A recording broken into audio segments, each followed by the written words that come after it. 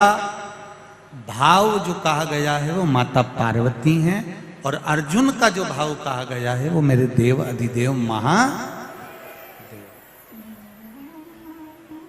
अब एक बात बड़े ध्यान से सुनिएगा जरा मल्लिका अर्जुन की। मल्लिका जैसे कल आपको कथा में कहा था कि जब भी सोमनाथ जाएं तो चंद्र कुंड का दर्शन अवश्य कर करें। 12 ज्योतिर्लिंग में एक एक चीज ऐसी है जिसको हमें छोड़ना नहीं, कभी भी जाए। 12 ज्योतिर्लिंग में एक जगह ऐसी होती है जिसका हम लोग दर्शन नहीं कर पाते और जल्दी जल्दी हमने बस मंदिर में दर्शन करा भगवान का और वहां से बढ़ लेते हैं। जो मूल तत्व है, जो हजारों हजारों वर्ष से निरंतर अडिग बना हुआ, जैसे सोमनाथ जी का शिवलिंग कितनी बार आक्रमण करा गया, कितनी बार 17 बार आक्रमण कर कर तोड़ दिया गया, फिर वापिस शिवलिंग वहां पर विराजमान किया गया।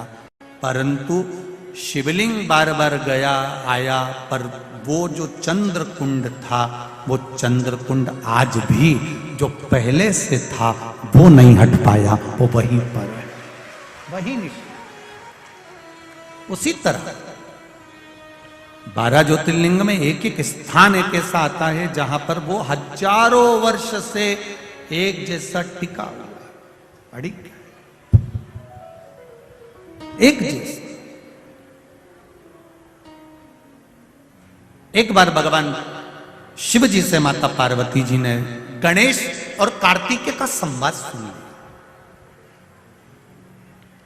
कार्तिकेय और गणेश जी दोनों बैठे हुए थे।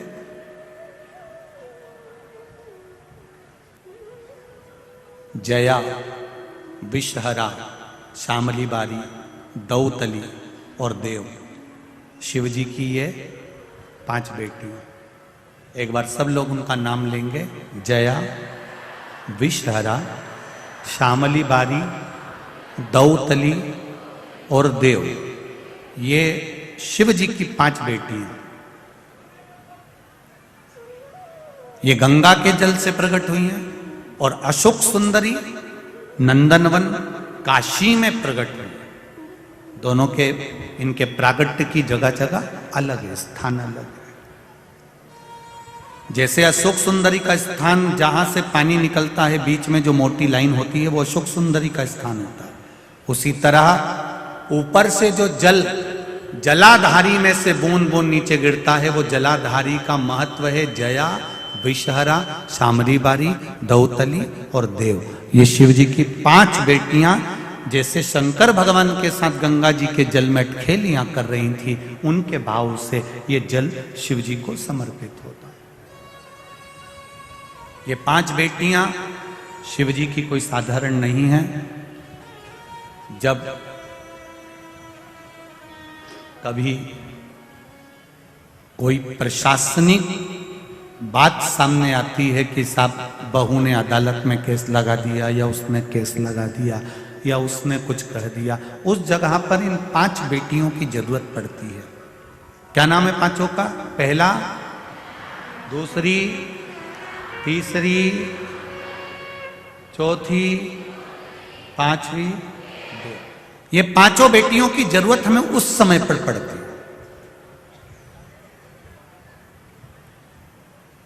अदालत में चल रही है कार्रवाई, पर उस समय पर हमारी ये 5 बेटियां हमारे कार्य के लिए तत्पर रहती है।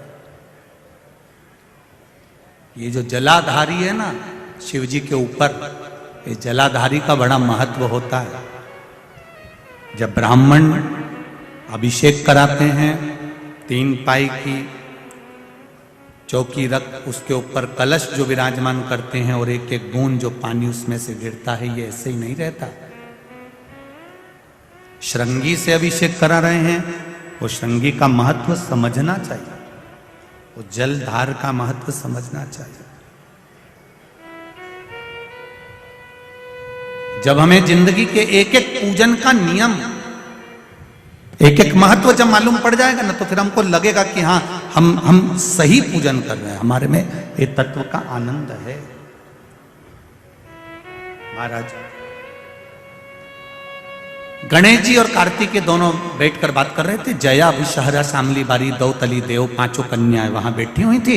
इतने में पांचों बेटियों ने आकर अपनी माता जी से, अपने पिताजी से एक बात कह दी, मां मैं आपसे कुछ कहना चाहती हूं। पार्वती जी ने पूछा क्या हुआ, क्या कहना चाहती हो, बोलो। जया ने विषहरा से कहा, विषहरा ने शामली बारी से कहा, शामली बारी ने दौतली से कहा, दौतली ने देव से कहा। देव ने फिर माता पार्वती से कहा। दोनों भैया में विवाद है कि दोनों प्रबल कौन है, विद्वान कौन है, सबसे श्रेष्ठ कौन है। कार्तिकेय श्रेष्ठ हैं कि गणेश जी श्रेष्ठ हैं, इन दोनों में विवाद चल रहा। पार्वती जी ने कहा इतनी सी बात के पीछे लड़ रहा कि श्रेष्ठ कौन है। घर के अंदर रहें, देवरानी और जेठानी के मन में कभी यह बात सामने नहीं आना चाहिए कि जेठानी श्रेष्ठ है कि देवरानी श्रेष्ठ है।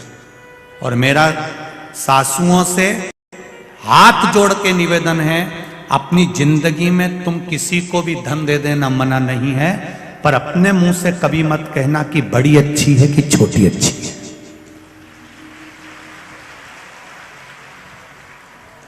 कभी अपने मुख से मत कहना कि मेरी बड़ी बहू बहुत बढ़िया है, छोटी में अकल नहीं है, छोटी अच्छी है, बड़ी में अकल नहीं है। यह बात कभी मत कहो। क्यों? क्योंकि गेंद कभी भी किसी भी पाले में जा सकती है, किसी भी बहू से पाला पड़ सकता है। अपने को कभी नहीं कहना कि कौन अच्छा कौन बुरा। अपन तो 2 रोटी चकाचक खाओ, आनंद से अपनी जिंदगी जियो, दोपहर में 2 बजे टीवी खोल के बैठ जाओ, शिव महापुराण की कथा सुनो, शाम हो जाए शिव मंदिर का भजन करो, कीर्तन करो, अपना जीवन बड़ी मस्ती में जियो। जितना भगवान ने ये जीवन दिया है इसको ऐसे गंवाना नहीं है, बड़ी आनंदता से जीना है। नहीं पड़ना अपने को ज्यादा चक्कर में, हमारी बड़ी बहू अच्छी, मेरी छोटी बहू अच्छी। ये भेद जब तुम्हारे भीतर आ जाएगा तो बहुओं के हृदय में भी ये भेद आ जाएगा, और बहुओं के भीतर अगर ये भेद आया तो वो जीवन नरक कर देगा। अपने को नहीं कहना, अपने को कभी बुराई नहीं करना साहब कि ये बुरा है, इसने ऐसा कर दिया, उसने वैसा कर दिया, उसने ये कर दिया, उसने वो कर दिया। नहीं बोलना अपने को। बोल के क्यों अपन अपना मुख खराब करो। बुरा करने वाला को दिखता है लोगों को कि क्या बुरा हुआ है और क्या अच्छा हुआ। अपने को नहीं बोलना, अपने को तो एक बात कहना है, सर्वे भवन्तु सुखिनः। सब अच्छा हो रहा है, मेरा भोलेनाथ करा रहा है, भोलेनाथ संभाल रहा है, मेरी बहुएं भी अच्छी हैं, बेटे भी अच्छे हैं, किसी में भेद नहीं है। हम अगर भेद देखेंगे तो भेद अपनी दृष्टि में है, भेद अपनी दृष्टि में। अगर हम भेद देखेंगे तो भेद हमारी दृष्टि में मिलेगा, और आप उस भेद को ना देखें। महाराज शिव महापुराण की कथा कह रही है, भगवान शंकर का पावन चरित्र कह रहा है, शिव तत्व कह रहा है। पार्वती मैया ने दोनों के पास जाकर कहा, कार्तिकेय गणेश दोनों मेरे पास में आओ। दोनों को बिठाया। क्या बात है?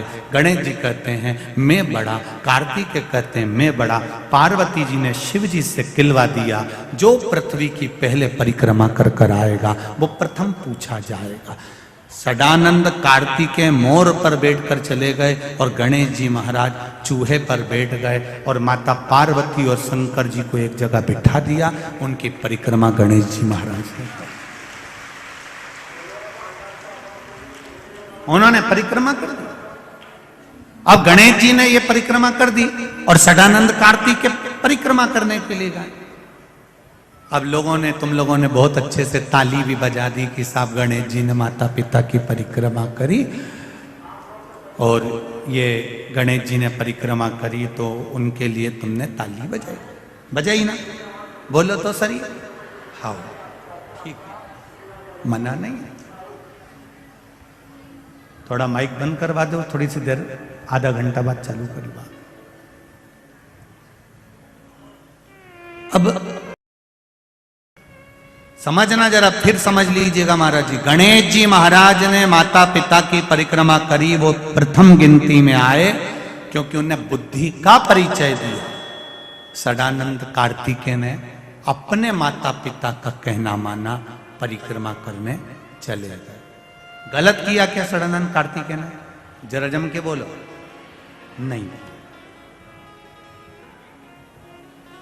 फिर वही वाली बात आ गई, एक बहू ने पूरी चाय बना के रखी है और दूसरी आई और वो ट्रे रख के चली गई और तुमने ताली बजा दी। अब देखो जरा, समझ, शिव पुराण का एक एक शब्द समझ में आना चाहिए आपको जिंदगी में, तो समझो कि शिव पुराण का आनंद मिला। उन्हें बुद्धि का परिचय दिया और उन्होंने अपने पिता के शब्द का परिचय दिया। गलत नहीं किया। शंकर भगवान खुश हो गए, प्रसन्न। उन्होंने कह दिया प्रथम गिनती में गणेश जी पूछे जाएंगे, प्रथम गिनती में गणेश जी पूछे जाएंगे। एक क्षण की देरी नहीं करी उन्होंने, उसी समय पर शंकर भगवान ने डमरू खड़काया, प्रजापति विश्वरूप जी को बुलाया, मेरे गणेश का विवाह होना चाहिए। पार्वती जी ने रोका, शिव जी थोड़ा सा रुकिए। शंकर भगवान अति उत्साह में रहे, छोटे बेटे के प्रति प्रेम अधिक रहा, उन्होंने देरी नहीं करी। मां जगत जननी की बात नहीं सुनी। प्रजापति विश्वरूप जी की कन्या को बुलाकर गणेश जी का विवाह कर दिया। विवाह हो गया। आनंद कार्तिकेय पृथ्वी की परिक्रमा करने गए हुए हैं, गणेश जी का विवाह हो गया। रिद्धि बुद्धि रिद्धि सिद्धि घर में आ गई। रिद्धि सिद्धि के भी घर में एक एक बेटे ने जन्म ले लिया, शुभ लाभ पैदा हो गए, जन्म ले लिया, दादाजी बन गए। ये अति खुश हैं, पर इस खुशी में पार्वती जी को कोई खुशी नहीं है। बहुत ध्यान देना शिव महापुराण के संवाद पर।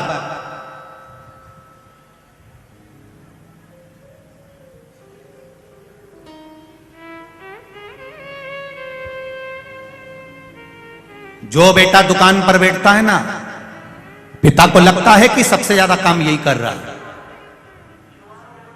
जो बेटा दुकान पर बैठा है, पिता को लग रहा है कि ये सबसे ज्यादा काम कर रहा है, सबसे ज्यादा काम यही कर रहा है, लग रहा है। अब पर जो बेटा पूरा मार्केट घूम रहा है, फोन पे बात कर रहा है, कोई उसको डरा भी रहा है, कोई धमका भी रहा है, कोई उसके पीछे तलवार लेकर भाग रहा है, कोई उसको अपशब्द भी कह रहा है, वो अपने पिता तक बात नहीं आने दे रहा, अपने भाई पर आंच नहीं आने दे रहा, वो सब जगह से बचा रहा है, सब जगह से सपोर्ट कर रहा है। पिता को लगता है वो कोई काम ही नहीं करता, पर उसका काम इसके काम से 4 गुना ज्यादा अधिक है।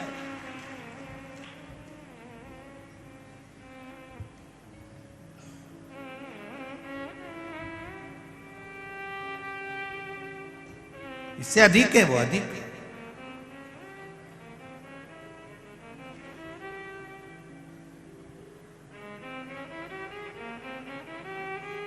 कई लोग कहते हैं महाराज जी राजनीति बड़ी सरल होती है, हम कहते हैं कर कर देखिए। किसी के घर में और किसी के दिल में घुसने के लिए दम चाहिए।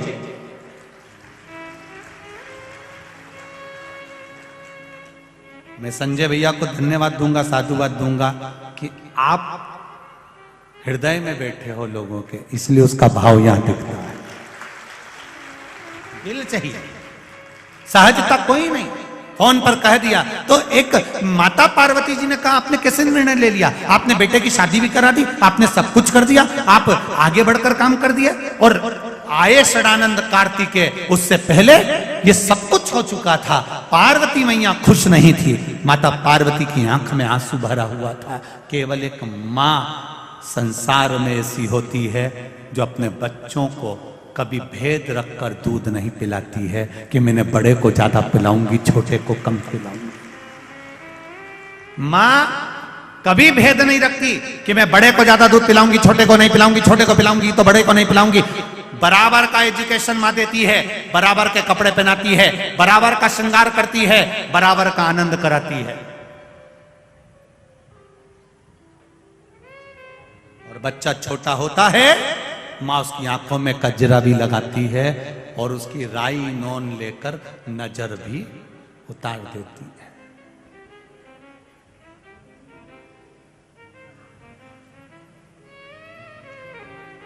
उस मां की करुणा देखिए, उस मां की वात्सल्यता देखिए। मां ने बचपन में बच्चे की नजर उतारी तो मां ने नजर उतारी, और वही बच्चा बड़ा हो गया और उसकी शादी हो गई।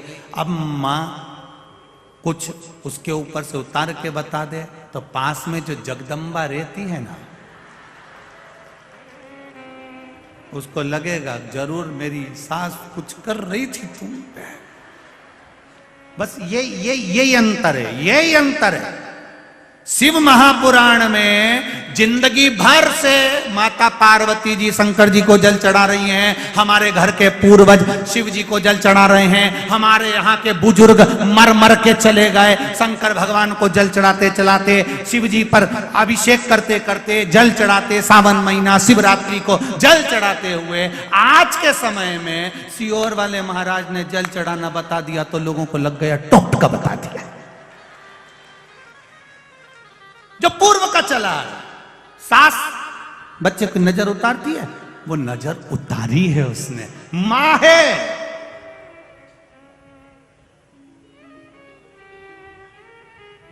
और वही नजर आज बहू आने के बाद अगर सास उतार दे तो उसकी निगाह में लग जाएगा इसने कुछ गलत करा होगा।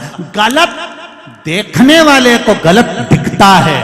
काला चश्मा लगाओगे तो कालिए ही नजर आओगे, पीला चश्मा लगाओगे तो पीले दिखोगे, नीला लगाओगे तो नीले दिखोगे। संत को संत नजर आता है, भगवंत को भगवंत नजर आता है, साधु को साधु नजर आता है, धर्मात्मा को धर्मात्मा नजर आता है, प्रपंची को प्रपंची और ढोंगी को ढोंगी नजर आता है, कामी को कामी नजर आता है, कपटी को कपटी नजर आता है। जिसका दिल जैसा होगा सामने वाला व्यक्ति वैसा नजर आएगा। आपकी दृष्टि पर असर, आप कैसे हो, आपकी सोच क्या है। कबाड़े की दुकान में कबाड़ा ही मिलेगा, कभी सोना चांदी नहीं मिल सकता। मत लिखा ही है भंगार लिया, लोहा लिया, रद्दी लिया, कागज लिया, कूड़ा लिया, करकट लिया। ऐसे ना जाने कितने घूम रहे हैं जिनके दिमाग में दिन भर कूड़ा लिया, करकट। अब इनको इतनी अक्ल नहीं है कि हमारा इंदौर की रोज सवेरे सवेरे गाड़ियां तुम्हारे मोहल्ले में आती है, रोज गाना बजाती है, कचरे वाला आया। रोज कचरे वाली गाड़ी सुबह से आ रही है, एक ही बात कह रही है, गीला कचरा इसमें डालो, सूखा कचरा इसमें डालो। बोलो बोलो रे, बोले जी जी बोलो तो रही, सही है। 2 डब्बे रखे उनने, गीला कचरा इसमें डालो, सूखा कचरा इसमें डालो, गीला कचरा इसमें डालो, सूखा कचरा इसमें डालो। रोज कचरे की गाड़ी आ रही, सुबह सुबह से आकर कहती है कचरा कचरा की गाड़ी में डालो। वो हमको ज्ञान देती है कि देखो तुम्हारे दिमाग में और मन में ये 2 डब्बे हैं, इसमें कचरा मत रखना रे, उस कचरे की गाड़ी में पटक देना, अहंकार को दूर छोड़ देना, काम लोभ आसक्ति वासना तृष्णा दूर पटक दो। अपने इस डस्टबिन, और किसी किसी ने तो अपने कान को भी कचरे का डब्बा बना रखा है। कोई भी निंदा करता है डाले जा, तो कान के ऊपर लिख दो ना डस्टबिन और नीचे लिख दो यूज मी। कोई निंदा करे सुनने बैठ गए, किसी ने कुछ बोला सुनने बैठ गए। कान थोड़ी ना कचरे का डब्बा बना, नहीं सुनना। ना तो शिव की निंदा सुनना है और ना शिव की निंदा करना है। भगवान विष्णु जी ने शिव की निंदा सुनी थी तो घोड़े का मुंह लग गया था, नारद जी ने शिव जी की निंदा करी थी तो बंदर का मुंह लग गया था। हमें नहीं सुनना। निंदा करने वाले को एक बात लिखकर भेज दिया करो, तेरा क्या होगा रे कालिया, कर ले। आग लगे बस्ती में, ऐसी मस्ती में नहीं रहना, अपने जोरदार बढ़िया जूड़ा मुड़ा बांध के पेंसिल से लाइन माइन खींच कर डब्बा में, जिसको जितनी ज्यादा काली मिर्ची लगे उसको और लगा, और लगा, जा लगे तो लगे। अपने तो खूब मस्ती में जीवन जियो, ये मनुष्य दूसरी बार मिलेगी? अरे बोलो तो जम के, कहीं नहीं मिले, अगली बार कहीं जुआ बन के कहीं निपट ही जाएगी। और बाल भी अच्छा नहीं मिलेगा, कहीं का धोला बाल में पड़ी गई या रूसी वाले बाल में फंस गई ना तो निकल भी नहीं पाएगी। इसलिए ये मनुष्य की जो देह मिली है इसको छोड़ना नहीं है, बहुत मस्त देह है, आनंद में मिली है, इतनी खुश होकर जिंदगी जियो कि जीवन में भगवान भी कहे कि तुझे दूसरी बार फिर जन्म दूंगा, फिर जन्म दूंगा, मानव का देह दूंगा, ऐसी मस्त जिंदगी जी।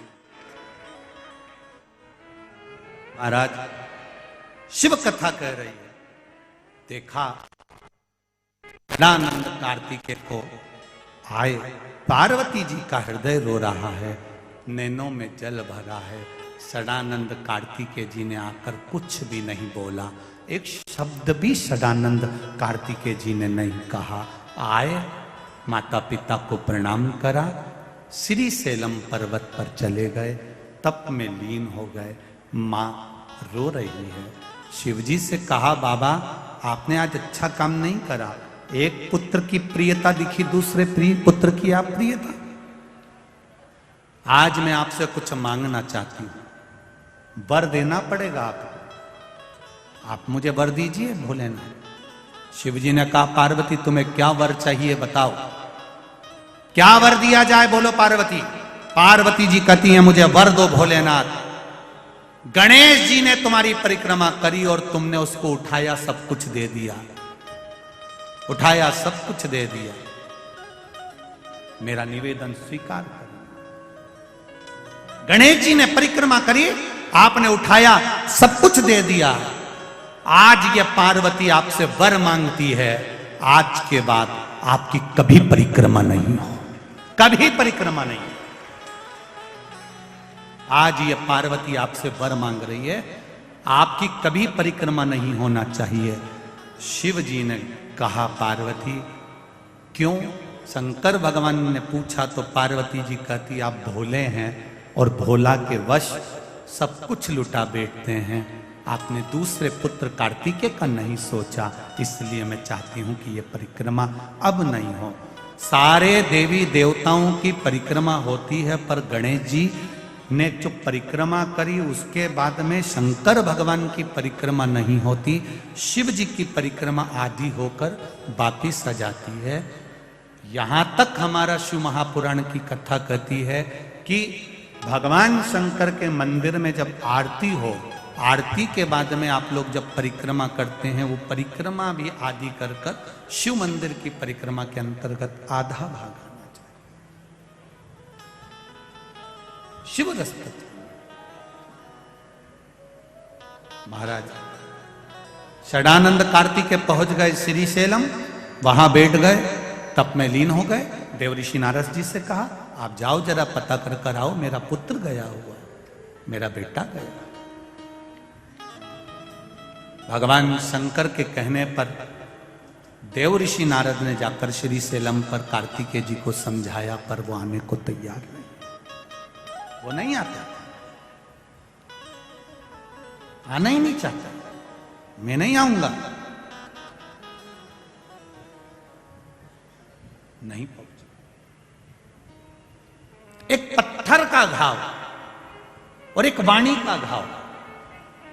पत्थर का घाव एक बार भरा जाता है, पर वाणी का घाव जिंदगी भर नहीं भराता, चाहे कितना भी अपन उसे भरने का प्रयास, बहुत कठिन है।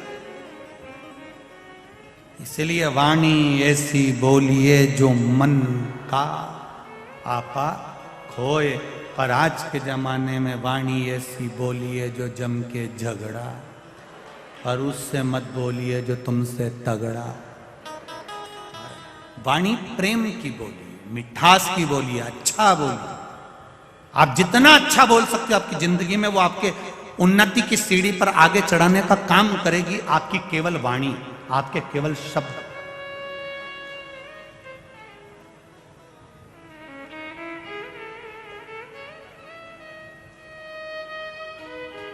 आपकी वाणी, आपके शब्द आपको उन्नति की ओर बढ़ाने का प्रयास करेंगे। महाराज देवऋषि नारद ने समझाया, कार्तिकेय जी नहीं समझे। अंत में जब लगा कि मेरा पुत्र मानने को तैयार नहीं है, शंकर भगवान को लगा, तो उन्होंने पार्वती जी से पूछा तुम क्या चाहती हो? पार्वती जी कहती हैं कि मेरा मन करता है कि आप मेरे साथ में चलो, आप मेरे साथ पहुंचो, अपन दोनों चलते हैं श्रीशैलम पर। श्रीशैलम पर कार्तिकेय जी के पास में जब क्रोंच पर्वत पर श्रीशैलम पर भगवान देवाधिदेव महादेव माता पार्वती जी के साथ में पहुंचते हैं, तब भगवान षडानंद कार्तिकेय वहां से एक वृक्ष के पीछे छुप जाते हैं, दिखते ही। आज भी जिस वृक्ष के पीछे षडानंद कार्तिकेय जी छुपे थे, उस समय हजारों वर्ष पहले वो वृक्ष, जैसे आपको कहा कि सोमनाथ जी में एक चंद्र कुंड है, उसी तरह मल्लिकार्जुन भगवान के मंदिर के ठीक सामने एक पीपल का वृक्ष है। उसके साथ में दो वृक्ष लगे, एक छोकर का एक पीपल का, दोनों भेले में मिले हुए, वहां ओटला बना हुआ है। जिस वृक्ष के पीछे भगवान श्री कार्तिकेय जी छुपे थे, जैसे सोमनाथ जी में चंद्रकुंड की महत्वता है, उसी तरह मल्लिकार्जुन में उस वृक्ष की मूलता है, जो वृक्ष हजारों वर्ष से वहां पर टिका।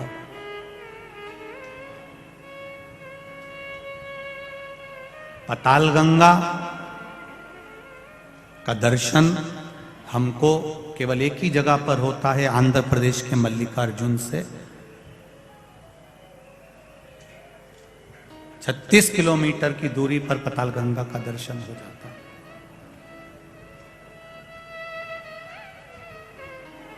वो भूमि जहां पर भगवान देवाधिदेव महादेव ने तप किया। आगे वर्णन आया, भगवान देवाधिदेव महादेव फिर शिवजी पार्वती को लेकर चारों तरफ कार्तिकेय को ढूंढने लगे। कार्तिकेय जी वहां से ओझल हो गए, दूर चले गए, और दूर जाकर 36 किलोमीटर की दूरी पर जाकर कार्तिकेय जी महाराज गुफा में बैठकर 3 योजन की दूरी पर जाकर बैठ गए। वहां बैठकर उन्होंने तप साधना करी। शंकर पार्वती यहाँ पर विराजमान होते हैं, विराजित तो हो गए, पर शिव जी पार्वती के साथ में ओझल रहे। ओझल रहे कब तक? जब चंद्रगुप्त नामक किसी राजा की कन्या ने एक बार, जब उस कन्या पर कई दोष लगे, उस दोष को मिटाने के लिए वो कन्या श्रीशैलम के पहाड़ पर भ्रमण करती रही। चंद्रगुप्त राजा की वो कन्या जब श्रीशैलम पर भ्रमण करती थी, अकेली रहती, झोपड़ी बनाकर शिव अर्चना में डूबी रहती थी, भगवान की भक्ति में डूबी रहती थी। उसने एक सुंदर श्यामा गाय को पाल लिया। वो श्यामा गाय की सेवा में लग गई, और श्यामा गाय की सेवा में जब वो लगी, श्यामा गाय को उसने जब पाला और उसकी सेवा में जब वो तल्लीन रही, श्यामा गाय की सेवा में जब वो लग जाती है, श्यामा गाय उस श्रीशैलम के वन में चली जाती है। और वन में गई तो आज वो कन्या चंद्रगुप्त की वो बेटी वो पीछे पीछे गई। उसने क्या देखा कि एक पुरुष गाय का दूध निकाल रहा है और एक नारी पात्र लगाकर बैठी हुई।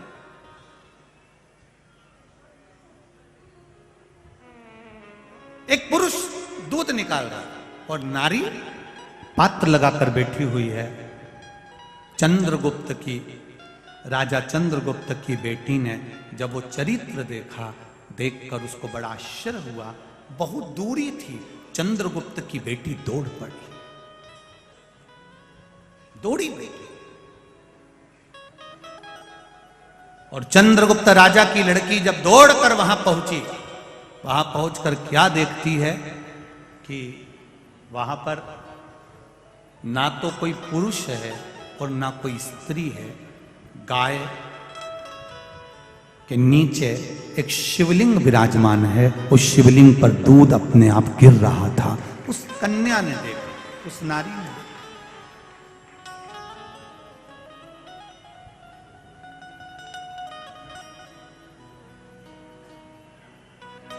देखा, आश्चर्य हुआ। अभी तो मैंने दूर से देखा था तो एक पुरुष था, एक स्त्री थी, और पुरुष दूध निकाल रहा था और नारी पात्र लेकर बैठी हुई थी। अभी तो मैंने देखा, अब वो पुरुष और स्त्री कहां चले गए? वो पुरुष और स्त्री कहां गायब हो गए? उसको ढूंढने का प्रयास किया, नहीं मिली तो समझ गई कि ये शंकर ही थे जो रूप रखकर बैठे थे। चंद्रगुप्त राजा के पास में सूचना करी बेटी ने, अब मेरा मन वहां नहीं लगता, मैं यही निवास करूंगी। उस शिवलिंग की पूजन में वो लग गई और वहीं पर एक दिन भगवान शंकर ने पार्वती को बैठकर चंद्रगुप्त की उस बेटी के सामने दर्शन दिया और कहा, ये मेरी पार्वती मल्लिका बनकर विराजमान होगी और मैं अर्जुन बनकर बैठूंगा। इस स्थान का नाम मल्लिका अर्जुन कहलाए।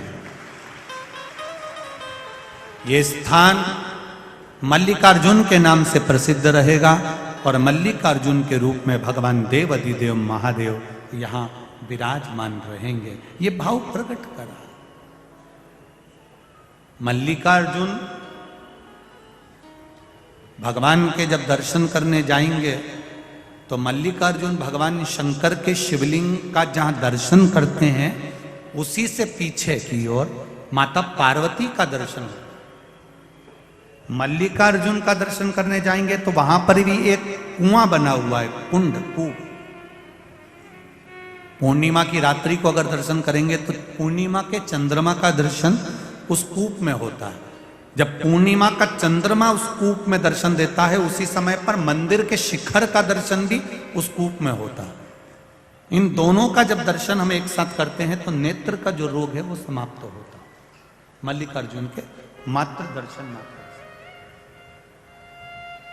12 ज्योतिर्लिंग में दूसरे नंबर का जो ज्योतिर्लिंग है मल्लिकार्जुन बाबा, शिव महापुराण की कथा कहती है ये श्री शैलम पर विराजमान है। और इसी श्री शैलम के नजदीक में, जैसे आपसे कहा था कि सोमनाथ जी की पावन धरा के पास में ही भगवान कृष्ण ने अपने शरीर को त्यागा था।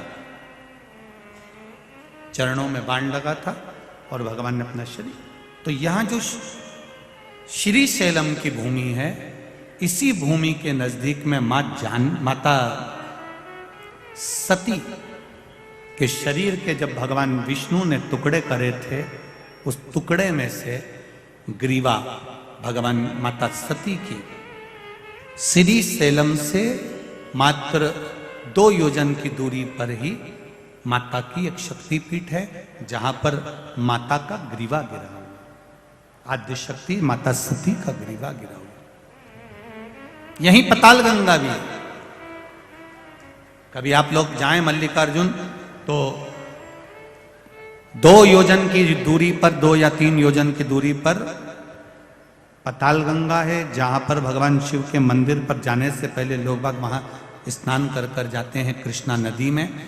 वहीं 1 योजन तो नीचे चलना पड़ता है, उसके बाद में लगभग 800 से 850 सीढ़ियां वहां बनी हुई है, जहां से लोग पैदल नीचे जाते हैं, फिर पताल गंगा में स्नान कर कर फिर ऊपर आकर फिर वापिस बाबा मल्लिकार्जुन का दर्शन करने के लिए जाते।